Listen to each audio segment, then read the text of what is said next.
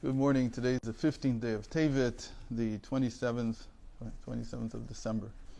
And we want to wrap up the piece that the Tzemach Tzedek wrote regarding reasons for why we do things, how God speaks to us in the present state.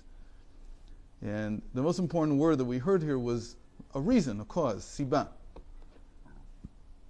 Now, what we did yesterday was we abstracted it and we said that in general, this is the way God speaks to us through the circumstances. And it's because we're at a low level. And we explained it in two ways. One was that the Shekhinah is gone. The Shekhinah is not present. The Shekhinah means the ability to see the Sovev. That's how we've been explaining it all along. The Shekhinah also has an inner aspect to it. But usually when we talk about the Shekhinah not being here, being in exile, what we mean is the ability to see the reasons behind things are gone. That's what's not what we can't see, because the temple is not built. So that was one reason. The other reason was that in their time, to receive a message through prophecy or through divine spirit or Holy Spirit, whatever it was, or a bat kol even, whatever it was, they received it. It didn't cause them to aggrandize themselves, meaning they just took it at face value. This is how the world works. Hashem speaks this way, and that's how we know what to do. But in our times, if anybody would now suddenly have, would be normal and have this, right? There are people who hear the radio telling them what to do. That's a mental illness already. But a normal person, if he would suddenly really have an insight into what God wants from him directly, it would cause a feeling of self-aggrandizement. So for those two reasons, it doesn't happen. What we want to look at today is another concept that's very close, but it's not exactly the same. It's called Sibata Sibot. Until now we've been talking about Siba. But there's a concept called Sibata Sibot. And how do you think about Sibata Sibot? The reason of the reasons, the cause of the causes. That's what you would call it. Now, if there's a cause of the causes, you would think that it's like a cause, because it's saying it's cause of the causes. It's the reason of the reasons. But a lot of times when you say there's something behind the phenomena, then that something that's behind it is of a different nature. So in this case, let's hear what the Alter Rebbe says about this. So what I'm going to say now is from a Sikha from the Rebbe Rayatz, who said this in Tafshin Daled at the 1944. 1944. 44, yeah. It was at the end of Pesach, I think. He was here already. He was in America, I mean. In America, yeah. And he says like this: in the inyan of Parnoso, when it comes to Parnasa, when it comes to livelihood, is ilas kola ilos. There is the ila of all the ilos. It's a very similar concept. It's almost like sibata sibot, but there's two words. There's actually many words in Hebrew for cause, for reason. It's actually a language that has many more than English. Really? It's like, Eskimos and snow. So right. So Jews are into cause. Huh. So there's a lot of words. There's an interesting joke I just heard. Apparently in Arabic, there's a lot of words for camel. Yeah, I heard it. That makes sense. Yeah, it's a camel. So one of the grammarians, the Arabic grammarians, writes that there's 70 words. It's probably not true, but he says there's 70. And then the joke on that was, and this is the joke in the Arab world as well, that every word in Arabic has three meanings. The colloquial meaning, the classic meaning, which is the opposite of colloquial meaning, and camel. Every word. That's their joke about themselves. So in Hebrew, there's a lot of jokes. There's a lot of words for cause. Another one of them is ilah. Ilah comes from, it's one of the 32 principles by which the Torah is studied, that come from Rabbi Yossi Aglili. We usually know the one that we say in Shachris from Rabbi Yishmael, 13 principles. Rabbi Akiva's principles were a little bit different. Hillel's principles were the progenitors to Rabbi Akiva's principles in a sense, and also to Rabbi Yishmael. Each one took from him. But there's also 32 principles of Rabbi Yossi Oglili, which is a different tradition apparently altogether. And in that tradition, they are much more mystical because it's brought in the Medrash. It's not, meaning in the Agadita, not in the Medrash Halacha, not when you're deriving laws from the text of the Torah, but rather when you're deriving let's call it the Agada, the mythology of the Torah, let's call it. I don't have a better word right now. It's not mythology, but I don't have a better word. All the stories, the fill-ins, the way that the sages, either they have a tradition about how something happened, or they fix their imagination so they know how to imagine it properly. So there's 32, and one of them is Srafim Omdim Mimalo. It's based on the verse, there are angels standing above him. And then it's called, this principle is called Me'ilah. Me'ilah is from an ilah, from a reason. So when it says the angels are standing above him, Mima'al, it comes from the word from above. Yeah. So it's like the angels are in some way causing what's happening. So it's one of these other words for ilah, but it's considered to be, so listen to how it's explained in Chasidus. It also makes sense because it's an angel. Di parnasa vos beseder haragil, zriya v'tzmicha. This is parnasa, this is livelihood that comes in the traditional way. What do you mean by traditional way? That, like the agricultural way, where you have to sow and then you reap. Zriya v'tzmicha.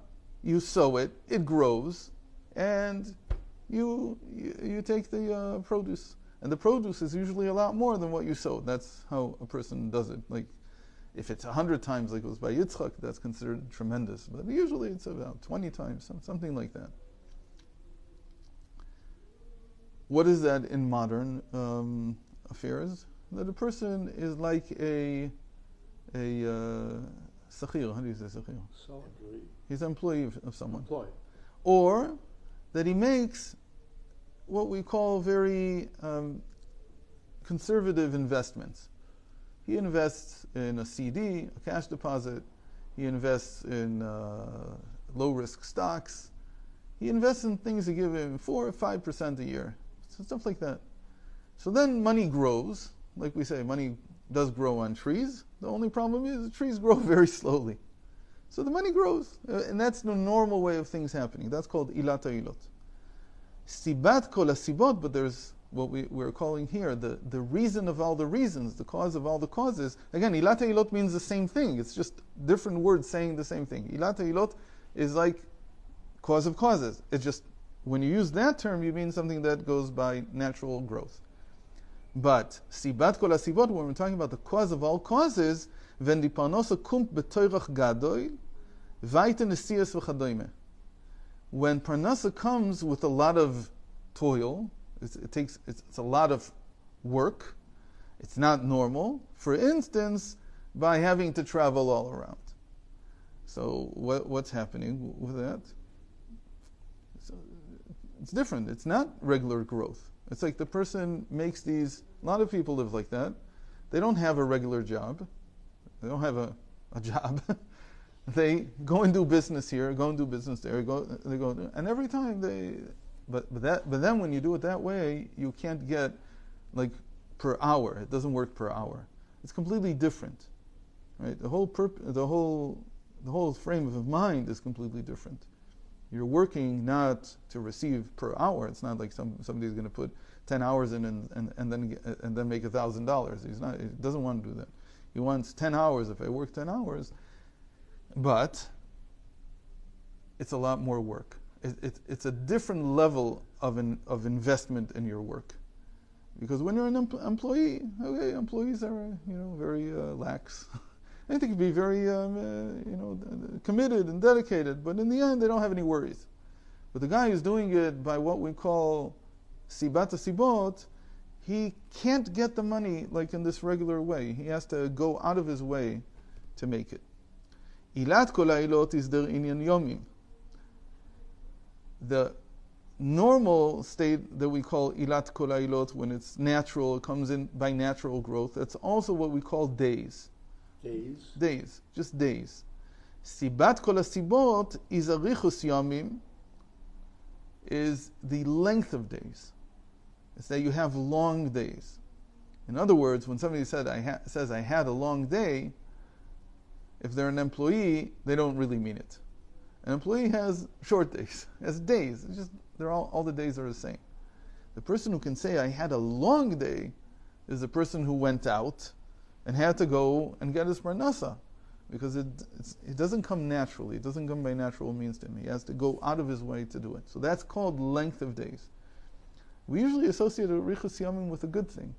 Here he says that that's also called a richus yamim, that a person had a long day. And it's not a good thing? It's different. It's different. Yes. It's very different. Okay. Then he says, Hod gvod dushat Rabbeinu Hazaken hod ois geführt, und die Nesia lemerchokim is oich hanesiba meisa eloikim. And the Alter Rebbe explained that having to travel afar is also a siba from God. It's just exactly like what we just saw here. That when you have a trip that you have to make, that's a cause from God. It's not the cause of the causes, because again, it's not the source. It's just that because you're getting from, we'll see in a moment, you're getting from what is above reason, then every time you have to make a trip, it's like a reason. It's like it's come a little bit further down, and the way you know it is because that's where you're going to make your parnasa. For Mendel Borer, it meant that he was traveling in order to teach. That was his parnasa. For somebody today, maybe it means that he has to travel in order to go to a conference. He has a business meeting. He has something like that. This or that, the other, and his travels are taking him to where his parnasa is. Yeah. So now, what is this related to? There's one of the descendants of the Alter Rebbe who's not Lubavitch. He knew that he was with the Alter Rebbe. He's one of the children of the Tzemach Tzedek. So he says, "He'elem ve'ester," about concealed and revealed. V'yuvana efresh ke'yadua ilat ha'ilot v'sibat ha'sibot. It's well known that there's a difference between ilas ha'ilos and sibas ha'sibos, like we just said. And now he explains like this. He says, "Ilat ha'ilot u'bchinat ilah ve'alul, seder ishtalshelut, she'alul makabel bekiruv." Ilat ha'ilot, we said this is one where it grows naturally. That's what we call seder ishtalshelus. That's what we call the order of evolution. That things come down from the supernal in gradated, step by step, and there's a cause and effect at each step. But it's called, this whole thing is called ilat ha'ilot, and it's called that the reason is giving clearly to the effect. You see the cause and effect. You see it. One who gets a salary. Right. Yes. You see it. Yes. You see what he does. You see what comes to it. So again, salary today is removed from their world. Most people didn't get a salary 200 years ago. But it was agricultural. Was their The same kind of but thing. you sow and you reap. You sow, you reap. Yeah. וסיבת הסיבות הוא דרך סיבה רחוקה. But סיבת הסיבות is from a very distant cause. What is he saying? He's saying that the cause of the causes is not just another cause. It's like you have circles within circles. That's how you imagine ilat ha'ilot. The natural type is just one circle within another. That's how you think about seder ishtalshelus, the order of evolution. But when you say sibat ha'sibot, there's like a circle beyond everything. But this circle is not the same as all the others, because if it was all the others, it would just be another one of the succession of circles. Each cause is like a circle, and it creates a world within it. Here, you're saying there's one that's Haigula Gadol, it's called. It's called the Great Circle. The Great Circle is something entirely different. It's not just another reason, because it's making everything happen. So when a person is receiving from Sibat HaSibot, we're not saying that he's just receiving from the first cause. That you can think of it like that, but it's saying much more than that. It's saying that he's receiving directly from God. He's getting from something that is beyond the cause and effect structure in the world. He's getting from the source. ואיתם האדמו"ר נשמתו עדן שיש בני אדם שיש להם פרנסה בביתם ואין להם תרדת המוחין כל כך ויכולים לקבוע עיתים לתורה ותפילה וכולי. And the Alter Rebbe said like this, that there are people who have parnasa close to their home. And what does it mean that they have it close to their home? That they don't have too many worries. They lead a quiet life. And so they have time to decide when they're going to daven Shachris. Every day they daven at the same time. They learn at the same time. And in the evening they learn again. They go to sleep at the same time. Sounds like the quiet life of someone who is not independent, but someone who is working for others. A sakhir. How do you say sakhir? It can't be unemployed. There's got to be a better word. What does the IRS call people like that? Where you make a salary, but you're not. You're not independent. You don't have a business. You're as employed and self-employed. You're self-employed or you're okay. So they're employed. They're again. It could be that in the agricultural times, it was just that he went out in the morning. He knew when he was going out to the field. He knows when he was going out to the chickens. He came back. He finished his day. He learned. He ate, and he went to sleep, and that was it. And that's the way he lived his whole life. So he says there's people like that. They don't have tirdat hamochin. They don't have too much to think about. They're not worried all the time.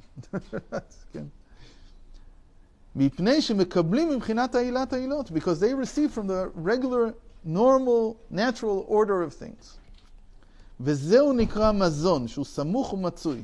that's what we call mazon. There's many words for food also.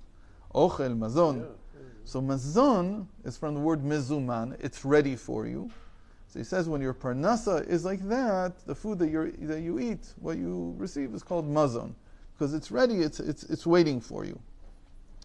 ויש בני אדם שאין להם פרנסה בביתם וצריכים לנדוד לארצות רחוקות ולמדינות הים עם הרבה יגיעה וטרדת המוחין.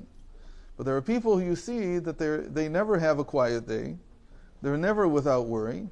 And all the money that they make is from far away. They have to go to different, far away.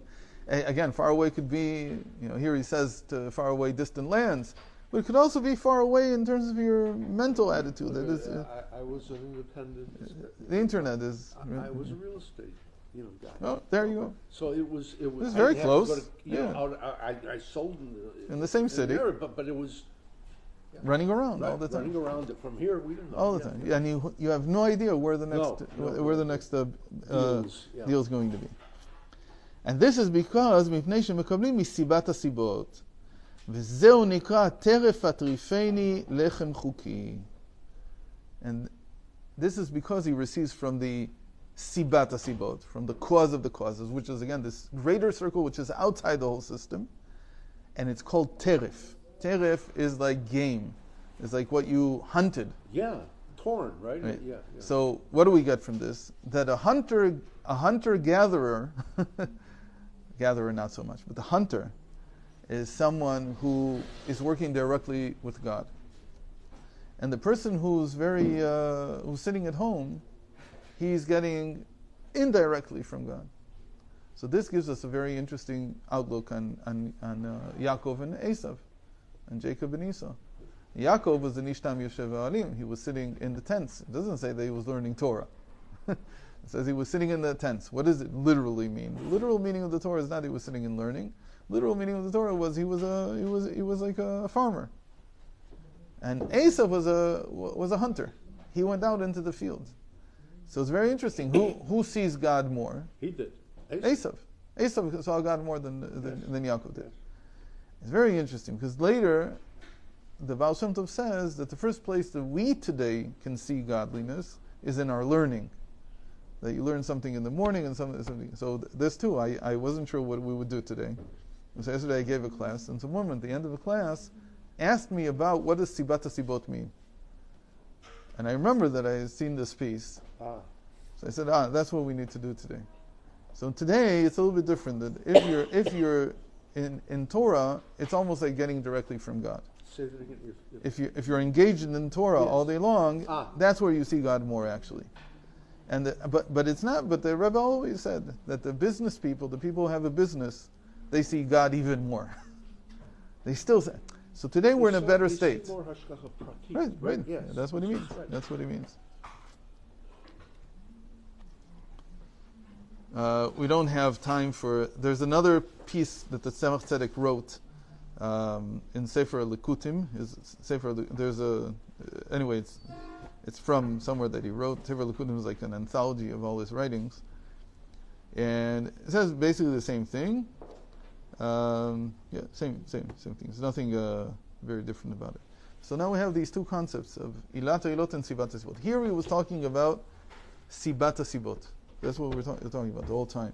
That the person knows that he has to go teach somewhere because they're willing to give him his parnasa. They're willing to give him his salary. Because not his salary, but rather his money. The money that he needs in order to live, his livelihood. And so that's called Sibata Sibot. And if you're in a employed situation, or a farmer who has everything near him and he has peace of mind, presence of mind, all that, so that's called Ilata Ilot. Okay, so those are two very important terms that people don't know the difference between. I didn't know the difference until I read this piece from